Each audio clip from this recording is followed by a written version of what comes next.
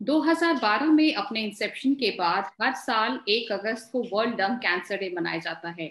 20वीं सदी की शुरुआत में लंग कैंसर एक बहुत ही रेयर बीमारी थी, लेकिन स्मोकिंग की आदत जिस तरह से लोगों में धीरे धीरे बढ़ती जा रही है, लंग कैंसर के केसेस भी काफी इंक्रीज हो रहे हैं। अब यह दुनिया में सबसे कॉमन कैंसर्स बन गया है। वर्ल्ड हेल्थ ऑर्गेनाइजेशन की एक रीसेंट रिपोर्ट के अनुसार लंग कैंसर के 2.21 मिलियन नए केसेस सामने आए हैं। कोविड पैंडेमिक के साथ लंग हेल्थ को अधिक इंपॉर्टेंस देना बहुत ही ज्यादा जरूरी हो गया है, क्योंकि कोविड भी लंग्स को अफेक्ट करता है और साथ ही साथ जो पेशेंट्स ससेप्टेबल है लंग कैंसर को लेके, उनके साथ अगर कोविड अटैक हो रहा है, उन पर अगर कोविड अटैक हो रहा है, तो they have to be more and more conscious about the treatment and also full recovery is really really important. Quit smoking is also very important so that जो लंग का हेल्थ है वो अच्छी तरह से मेंटेन हो सके, क्योंकि लंग कैंसर एक प्रिवेंटेबल बीमारी है, लेकिन कई बार डायग्नोसिस ही इतना डिलेड होता है कि वो अपने 3rd और 4th स्टेज तक पहुंच जाता है, जहां से 4th स्टेज के बाद बीमारी को रिवर्सिबल करना डॉक्टर्स के लिए काफी मुश्किल हो जाता है। मेरी सर्कल में हम world lung of cancer awareness series कर रहे हैं, जिसके मीडियम से हम लोगों में जो लंग्स के प्रति ये है, बहुत सारे लंग्स के प्रति जानते हुए भी लोग स्मोक कर रहे होते हैं, उनके में ये जागरूकता बढ़ाने के लिए, अवेयर करने के लिए कि वो कितने हद तक खतरनाक हो सकता है। सिर्फ एक्टिव स्मोकिंग ही नहीं, पैसिव स्मोकिंग, सरफेस स्मोकिंग भी बहुत हद तक खतरनाक हो सकता है। हेलो, मैं हूं स्मिता कुमार और आज इस पहल में हम बातें करने जा रहे हैं डॉक्टर प्रदीप कुमार कारूमंची से। डॉक्टर प्रदीप कुमार यशोदा हॉस्पिटल सोमाजीवाड़ा में एक कंसल्टेंट रेडिएशन ऑन्कोलॉजिस्ट है। वह सभी प्रकार के कैंसर के इलाज में एक्सपर्टीज के साथ हैदराबाद के बेस्ट रेडिएशन ऑन्कोलॉजिस्ट में से एक है। He has been trained at the prestigious institutes in India and abroad. उन्होंने thoracic oncology from University of Michigan, USA, and precision oncology from University de Genève, Switzerland से training लिया है। वह radiotherapy for head and neck cancers, brain tumours, breast cancer, lung cancer और साथ ही साथ prostate cancer और गायनेकोलॉजिकल कैंसर्स में भी काफी महारत रखते हैं। Hello doctor Pradeep, welcome to medi circle.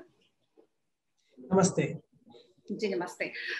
Doctor Pradeep, जैसा कि मैंने बताया, हम लंग कैंसर पे ये स्पेशल वीडियो सीरीज कर रहे हैं just to make people aware कि जो स्मोकिंग जो बिल्कुल ही नॉर्मल सी हैबिट है, कितने सारे लोग स्मोक कर रहे होते हैं, वो कई बार उन्हें लंग कैंसर की तरफ ले जा रही होती है और काफी खतरनाक हो सकती है, जान भी जा सकती है। लेकिन कई सारे लोग ये सारी परेशानियां ये सिगरेट के पैक के ऊपर बने हुए फोटो को देख के भी कभी कभी नहीं घबराते, नहीं डरते और बिल्कुल ही स्मोकिंग करते जाते हैं।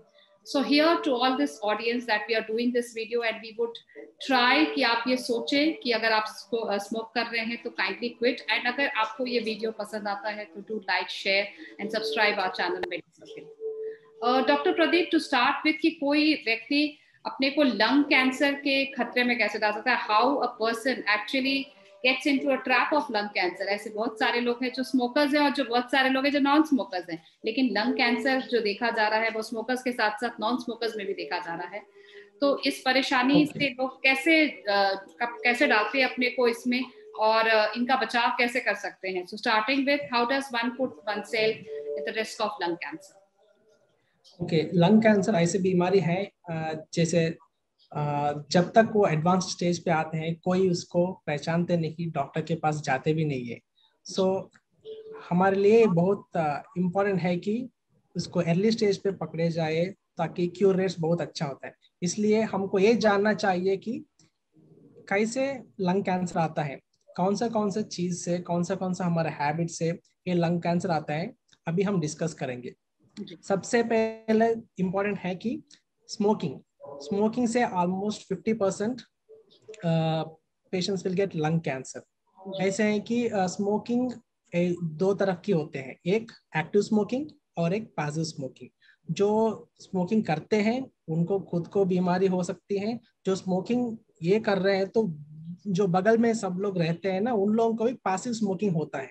So this is also very important because अभी स्टैटिस्टिक्स देखे तो 50% are having active smoking and almost 40% they are being suffered with passive smoking. So जो भी स्मोकिंग कर रहे हैं वो खुद को नहीं, बाकी बगल में जो भी है सब लोगों को नुकसान पहुंचा रहे हैं। सो इसलिए ये बहुत इंपॉर्टेंट है कि स्मोकिंग को इतना जल्दी हैबिट से बाहर आए तो उतना अच्छा हो सकता है। एंड इसके अलावा ताकि और भी है, जिसके हिसाब से हम देखें तो ऑक्यूपेशन, जैसे भी इंडस्ट्री में काम करते हैं लोग, जैसे माइनिंग, नहीं तो हेवी मेटल्स, नहीं तो रेडॉन गैस एक्सपोजर, ऐसे काम में जो भी करते हैं उन लोगों को भी इसे देयर इज अ रिस्क होता है कि लंग कैंसर बाद में होने के लिए। जैसे इनसे स्मॉल स्मॉल कार्सिनोजेंस जो बोलते हैं वो ऐसे ही जाता है, इनहेल हो सकता है, जो लंग्स में जाते हैं, स्लोली स्लोली वो कैंसर डेवलप कर सकते हैं। And coming to the other things, we have family history. जैसे ही अगर अपने पेरेंट्स, ग्रैंड पेरेंट्स, इन लोगों में कभी किसी को लंग कैंसर हो और किसी और रिलेटेड कैंसर्स हैं, उन लोगों को भी थोड़ा ज्यादा रिस्क हो सकता है कि कैंसर आने का, इसको हेरिडिटरी बोलते हैं। एंड उसके अलावा एजिंग, जैसे ही हमारे एज बढ़ते जाते हैं, 50 से ज्यादा बढ़ रहे हैं, तो लंग कैंसर होने का चांसेस बढ़ते जाएगा। सो 55 to 70 ये ऐसे एज ग्रुप है, इसमें हम ज्यादा देख सकते हैं कि लंग कैंसर है। इसलिए हमारा जो स्क्रीनिंग प्रोग्राम्स भी हैं ऐसे ही एज ग्रुप के ऊपर कॉन्सेंट्रेट करते हैं। एंड और ये देख के तो आजकल ऐसा हो गया कि पोल्यूशन बहुत बढ़ गया है। जब 20 साल 30 साल पहले जैसे देखे हैं, अभी देख रहे हैं एयर क्वालिटी इतना खराब हो गया है कि, and air pollution has become equally important जैसे स्मोकिंग जितना काज कर रहे हैं लंग कैंसर, वैसे ही अभी एयर पोल्यूशन भी इतना ही रिस्क दे रहे हैं लंग कैंसर होने के लिए। और ये काफी इम्पोर्टेंट है जो सब लोग ध्यान में रखना है कि इससे कितना दूर रहे तो उतना लंग कैंसर से दूर रख सकते हैं। और जैसे आपने बात की कि कुछ इंडस्ट्रियल एरियाज के जो लोग होते हैं वो खासकर ज्यादा ही प्रोन होते हैं फॉर लंग कैंसर, तो क्या lung cancer, doctor Pradeep, is it geography specific? क्या ये किसी खास ज्योग्राफी में ज्यादा पाया जाता है या किसी खास सेगमेंट ऑफ द पॉपुलेशन को ज्यादा अफेक्ट करता है? So geography देखे तो it again depends on what habits the people have in that particular area. So ऐसे अभी हम बात करें कि स्मोकिंग हो सकता है, नहीं तो इंडस्ट्री में काम कर सकते हैं, नहीं तो कुछ और बूढ़े लोग ज्यादा हो सकते हैं, एक पर्टिकुलर एरिया में ज्यादा स्टैंड ऑफ लिविंग बढ़ गया है। सो इनके हिसाब से इनडायरेक्टली ज्योग्राफी इज रिलेटेड। ऐसे एक और बात है कि रेस और एथनिसिटी, अगर पूरा दुनिया में देखे तो रेस और एथनिसिटी के हिसाब से Africans, Americans, Afro Americans, Asians, ऐसे तरह तरह के एथनिसिटीज होते हैं। इसमें black people have more risk of getting lung cancer compare to other races. So coming to India, जहां जहां ज्यादा पोल्यूशन होता है, नहीं तो ज्यादा स्मोकिंग हैबिट्स होता है, नहीं तो ज्यादा टोबैको तंबाकू जो खाते हैं ना, जो पान गुटखा जैसा, ये एरिया जहां जहां ज्यादा होते हैं वहां हमको ज्यादा पेशेंट्स लंग कैंसर से डिटेक्ट होता है। सो ये इनडायरेक्टली लिंक्ड है कि ज्योग्राफी अगर देखे तो ईस्टर्न एरियाज, वेस्ट बंगाल ऐसे देखे तो जहाँ ज्यादा पोल्यूशन है वहां भी अभी लंग कैंसर का ज्यादा बढ़ रहा है। एंड अभी पंजाब ऐसे एरियाज में देखे तो वहां तो हर हर तरफ की कैंसर ज्यादा बढ़ रहे हैं, इसमें लंग कैंसर भी है। एंड जहाँ डेवलप्ड एरियाज है, जहाँ स्मोकिंग की हैबिट ज्यादा हो रहा है, स्पेशली सिटीज, आजकल देखे तो even ladies are having increased smoking habits. So पहले जैसा है, men used to get more prone to lung cancer in the ratio of 3:1. Now they are almost getting equal to men. So these smoking habits determine how they are going to trend in the epidemiology. और doctor Pradeep, इसके कुछ symptoms भी हम लोग discuss करें कि जैसे आपने बताया इसके बहुत सारे सिम्टम्स, जैसे लोग होते कई बार काफी लेट डॉक्टर को अप्रोच करते हैं, इसके कई सारे जो सिम्टम्स होते हैं वो टीबी से काफी मिलते जुलते होते हैं। तो लंग कैंसर को आप डायग्नोज कैसे करते हैं और साधारणतः इससे ट्रीट कैसे किया जाता है? लंग कैंसर का जैसे सिम्टम्स होते हैं, जनरली अर्ली स्टेज में किसी को इतना ज्यादा नहीं पता चलता कि कुछ है अंदर, इसलिए हमको एडवांस स्टेज आने तक पेशेंट्स डॉक्टर के पास नहीं आते। ऐसे है कि पहले एक छोटा ट्यूमर बढ़ गया लंग में, थोड़ा थोड़ा बढ़ता जाएगा। मोस्ट इम्पॉर्टेंट सिम्टम ऐसा होता है कि खांसी आता है, खांसी, उसके साथ सांस फूलना, नहीं तो सांस लेने में तकलीफ होना, ऐसे इसका साइज बढ़ता जाएगा और जो भी बगल का स्ट्रक्चर्स के ऊपर प्रेशर डालते जाएगा, एक एक तरह का सिम्टम आता है, जैसे सांस फूलना, खांसी आना, कभी कभी खांसी में ब्लड भी आ सकता है, इसको हम हीमोप्टाइसिस बोलते हैं। और सांस लेने में तकलीफ, क्योंकि वो हमारे एयरवे के ऊपर प्रेशर डालते हैं, अंदर सांस लेना बहुत मुश्किल हो जाता है। सो ये बहुत कॉमन सिम्टम्स है। इसके अलावा वो जो एरिया में है, वो एरिया में छाती में दर्द भी हो सकता है कभी कभी, और नहीं तो इधर से रेडिएशन पेन बोलते हैं, इधर से कहीं और जो भी नसों का सिमिलर लेवल्स पे होते हैं वो एरिया में भी पेन हो सकता है। एंड वेट लॉस, जैसे कैंसर बढ़ता जाएगा इसका वेट लॉस भी हो सकता है। ये तो प्रिटी कॉमन सिम्टम है बहुत सारे कैंसर्स का, इसका भी वेट लॉस हो सकता है। और कभी कभी कई तरह के लंग कैंसर्स में कुछ अलग का हार्मोन प्रोडक्शन, नहीं तो कुछ केमिकल प्रोडक्शन होता है, इसके हिसाब से थोड़ा डिफरेंट स्पेसिफिक सिम्टम्स आता है, जैसे कैल्शियम का लेवल बढ़ना, कम होना, नहीं तो सोडियम का लेवल चेंज होना। ये सब इतना एडवांस स्टेज पे पता चलेगा। तो प्रेटी कॉमन जो है खांसी, जो खांसी में खून दिखना जैसे उसके साथ, और सांस लेने में तकलीफ होना, ये बहुत इंपॉर्टेंट है। और इसका ट्रीटमेंट और इसका डायग्नोसिस कैसे हो सकता है? लोग कैसे टेस्ट कराएं जो उन्हें पता चले कि उन्हें कैंसर है? ओके, इसका जैसे अभी हम सिम्टम्स की बात किए हैं, ये सिम्टम्स देखने से अगर डॉक्टर के पास गए तो कई तरह के टेस्ट करते हैं। जनरली ये सिम्टम्स कई इन्फेक्शन का भी हो सकता है, आजकल देखे तो कोविड भी है, कोविड का सिम्टम्स भी इससे ज्यादा मिलते हैं। So it is very important how to differentiate between lung cancer, covid and any infections. And also TB, TB में भी जैसे ही सिमिलर कंप्लेंट्स मिल सकता है। तो डॉक्टर के पास गया तो most important thing is imaging एक लेना पड़ेगा, जैसे सीटी स्कैन बोलते हैं। सीटी स्कैन लिए तो उसके अंदर जहाँ ट्यूमर है वो क्लियर दिख सकता है, और उसके स्पेसिफिक फीचर्स होते हैं, इसके हिसाब से हम सोच सकते हैं कि ये सस्पिशियस ऑफ कैंसर है। इसको कंफर्म करने के लिए क्या करना है कि एक बायोप्सी बोल के एक होता है, ये जो सुई का परीक्षा होता है, जैसे ट्यूमर जैसा है उसके अंदर सुई डाल के थोड़ा टुकड़ा नहीं तो पानी निकाल के उसको माइक्रोस्कोप के अंदर देखते हैं।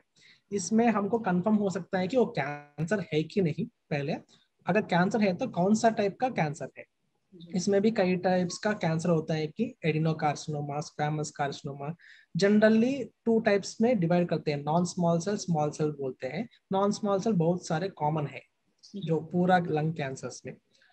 सो इसके अलावा अगर कैंसर बोल के एक बार डायग्नोस हो गया तो हमको ये देखना है कि वो वही लोकल एरिया पे है, नहीं तो पूरा बॉडी में स्प्रेड हो गया है। इसके लिए हमको इमेजिंग और भी करना पड़ता है कि सीटी या एब्डोमेन, जो भी पेट का जो भी सीटी स्कैन लेना, नहीं तो पूरा बॉडी का एक पेट सीटी स्कैन बोल के होता है, वो लिया तो कहीं भी ये स्प्रेड हुआ हमको मालूम पड़ जाए कि अगर लोकल है थोड़ा स्प्रेड हो गया, नहीं तो दूसरी ऑर्गन्स में भी फैल गया। इसके हिसाब से हमको स्टेजिंग करते हैं। अर्ली स्टेज बोले तो स्टेज 1, स्टेज 2 ऐसे हैं, तो वही लोकल एरिया खाली खाली लंग में है, और नोड्स में, मीडियास्टिनम ऐसे जो बगल के स्ट्रक्चर्स में भी नहीं गया है। अगर एडवांस स्टेज बोले तो थोड़ा स्प्रेड हो गया, नहीं तो दूसरा लंग में भी गया है, नहीं तो इधर से जो भी लिम्फ नोड्स बोलते हैं सराउंडिंग एरियाज, वहां भी स्प्रेड हो गया है। एडवांस स्टेज स्टेज 4 में आ गया तो पूरा बॉडी में कहीं डिस्टेंट एरिया पे स्प्रेड हो गया है। इसका मतलब अगर देखो लंग्स में है, कोई ब्रेन में जा सकता है, नहीं तो काली बोन्स में जा सकता है, किसी और एरिया में भी जा सकता है। इसको वेरी एडवांस स्टेज बोलते हैं। सो ये स्टेज के हिसाब से ट्रीटमेंट भी होता है। ट्रीटमेंट लिए तो अर्ली स्टेज में क्यूर रेट भी बहुत अच्छा है। स्टेज 1 ऐसे है तो it is easy to do a surgery, surgery कर सकते हैं और निकाल दे सकते हैं। एंड अगर सर्जरी नहीं कर पाए because of other like patient को मेडिकली फिटनेस नहीं है सर्जरी करने के लिए, नहीं तो सर्जरी मना कर रहे हैं, नहीं तो वो ऐसे जगह में सर्जरी नहीं कर पाए, you can give radiation. Radiation में भी एक SBRT बोल के, SRS-SBRT बोलते हैं, रेडियो सर्जरीज बोलते हैं, stereotactic radio surgery, stereotactic body radiotherapy. ऐसे टेक्निक के हिसाब से उसको ट्रीटमेंट दे सकते हैं, ये अर्ली, वेरी अर्ली स्टेज पे। अगर वो स्टेज 2, स्टेज 3 आ गया है, वो जो सर्जरी नहीं कर सकते हैं, वो स्टेज पे क्या करेंगे, कीमो रेडिएशन बोलते हैं, जो रेडिएशन के साथ साथ कीमोथेरेपी भी चालू कर देते हैं। ये भी बहुत अच्छा है, ट्रीटमेंट रेट्स अच्छा ही होता है। स्टेज 2 स्टेज 1 बहुत अच्छा क्यूर रेट्स मिलता है। स्टेज 3 से थोड़ा क्यूर रेट्स कम होते जाते हैं, और स्टेज 4 में आ गया तो ये ऑलरेडी बॉडी में कई जगह पे स्प्रेड हो गया, तो इसलिए लोकल थेरेपी देने से कोई फायदा नहीं, इसलिए पूरा बॉडी में कंट्रोल करने के लिए कीमोथेरेपी देते हैं। डॉक्टर प्रदीप, एक आखिरी सवाल कि जो कोविड के पेशेंट्स होते हैं उन्हें किस तरह के प्रिकॉशंस लेने चाहिए सो दैट कि अगर जो जैसे अगर लंग कैंसर के पहले से पीड़ित पेशेंट्स है या वो ससेप्टेबल है लंग कैंसर के लिए, तो कोविड से सेफ रहने के लिए या कोविड से बचाव के लिए उन्हें क्या एक्स्ट्रा प्रिकॉशंस रखने चाहिए? ओके, इसके हिसाब से हम देखेंगे कि कौन से लोग कोविड को ससेप्टेबल है, और लंग कैंसर ऑलरेडी डिटेक्ट हुआ, नहीं तो लंग कैंसर का ट्रीटमेंट चालू है, नहीं तो ट्रीटमेंट होके अभी फॉलोअप में है। ऐसे 3 कैटेगरी देख सकते हैं। नहीं तो ऐसे लोग हैं जो लंग कैंसर के लिए भी रिस्क है और कोविड के लिए भी रिस्क है। सो एक एक हम डिस्कस करेंगे कैसे रहना। अगर लंग कैंसर डिटेक्ट हो गया, उसका कुछ ट्रीटमेंट प्लान हो गया, नहीं ऐसे सर्जरी, कीमोथेरेपी, रेडिएशन, सो कौन सा स्टेज पे है इसके हिसाब से जनरली ये लंग कैंसर और कोई भी कैंसर हो, उन लोगों का थोड़ा इम्यूनिटी कम हो जाता है, so they are a bit high risk for catching COVID. So always the 3 universal protocols should be followed. जैसे मास्क लगाना, सैनिटाइजर यूज करना, सेफ डिस्टेंसिंग फॉलो करना है, एंड जितना चाहे उतना घर से ही काम चलाना है। अगर अभी तो हमको आ गया है वैक्सीन, सो जरूर सब लोग वैक्सीन लेना है। अगर कोई ट्रीटमेंट अभी चालू नहीं है तो वैक्सीन पूरा खत्म करके ट्रीटमेंट में जा सकते हैं। अगर ट्रीटमेंट ऑलरेडी प्लान हुआ, जैसे सर्जरी हुआ है, सर्जरी के कई वीक के बाद वैक्सीन ले सकते हैं। रेडिएशन स्टार्ट हुआ है तो रेडिएशन के टाइम पे कोई प्रॉब्लम नहीं, बीच में भी वैक्सीन ले सकते हैं, कोई चिंता नहीं इसका। अगर कीमोथेरेपी ले रहे हैं तो कीमोथेरेपी के टाइम पे क्या होता है, हमारा इम्यूनिटी सेल्स होते हैं ना, जो ब्लड सेल्स, वो कम होने के चांसेस है, इसलिए वैक्सीन लेने से कोई फायदा नहीं होता। तो कीमोथेरेपी के बाद कुछ दिन वेट करके ब्लड सेल्स नॉर्मल होने के बाद वैक्सीनेशन ले सकते हैं। So vaccination is very important. Vaccination लेने के बाद जितना इम्यूनिटी बढ़ता है, फिर भी यूनिवर्सल प्रोटोकॉल्स फॉलो करना बहुत अच्छा है। जिस तरह से आपने ये बातें की डॉक्टर प्रदीप, सबसे ज्यादा यह बात ये उठ के आ रही है कि जो स्मोकिंग है वो डेफिनेटली आपको लंग कैंसर की तरफ ले जा रहा था, लेकिन साथ ही साथ कुछ और भी ऐसे कारण हैं जो डायरेक्टली स्मोकिंग नहीं है, जैसे पोल्यूशन हो गया, ये भी एक कहीं बड़ा कारण बनते जा रहा है इंडियंस में इसके लिए लंग कैंसर का कारण बनते जा रहा है। जैसे कि ICAR की एक रिपोर्ट के मुताबिक करीब 30 से 40% नॉन स्मोकर्स जो हैं वो भी लंग कैंसर के शिकार हैं, और कई बार पोल्यूशन जो एक बहुत बड़ा रीजन बनते जा रहा है, जो आपके जो फ्यूम्स निकल रहे होते हैं कुकिंग के दौरान, और खासकर जो चूल्हा यानी जो कुकिंग के लिए यूज किया जाता है उससे भी जो फ्यूम्स निकल रहे होते हैं वो भी काफी हद तक कार्सिनोजेनिक होते हैं और लंग कैंसर को इंस्टिगेट करते हैं, या खासकर वैसे लोग जो पहले से ही स्मोक कर रहे होते हैं उनमें इन केसेस को बढ़ाने के काफी हद तक जिम्मेदार होते हैं।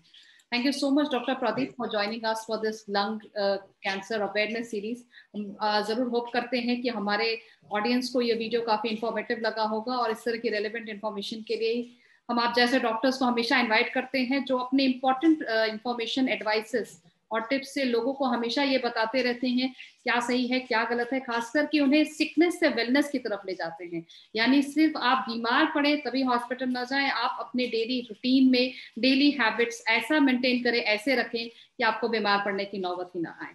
Thank you so much for joining us once again. Thank you very much.